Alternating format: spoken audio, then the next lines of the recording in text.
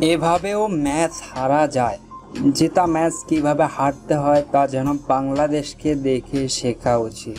Gallery ভর্তি দর্শক, মাঠে করতালি। বাংলাদেশ সিরিজে কামব্যাক করবে এই আশায় এসেছিল। দর্শকের আশা তো পূরণ হয়নি, বরঞ্চ ব্যাটারদের ব্যাটিং দেখে যা মনে হলো বাংলাদেশ যেন খেলা শিখতে আসছে। ওয়েস্ট ইন্ডিজ যেন চোখে আঙ্গুল দিয়ে দেখিয়ে দিল বাংলাদেশের ব্যাটারদের অবস্থা।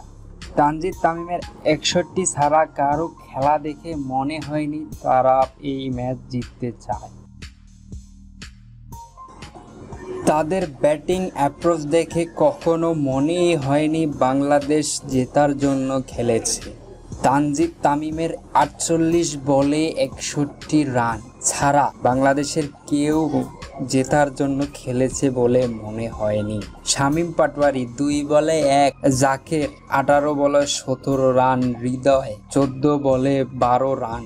এ যেন টি-20 নামে টেস্ট খেলেছে তারা। বাংলাদেশের ব্যাটাররা যেন টি-20 খেলাটাকে নতুন করে তারা শিখছে। বাংলাদেশের বোলারদের সাথে যেটা ইনজাস্টিস হলো তা আসলেই লজ্জাজনক। এই খেলা আসলেই বাংলাদেশের কাছ থেকে কি কাম্য? দর্শকরা কি এই খেলা দেখার জন্য মাঠে গিয়েছে? দর্শক আপনার মতামত জানিয়ে দেবেন।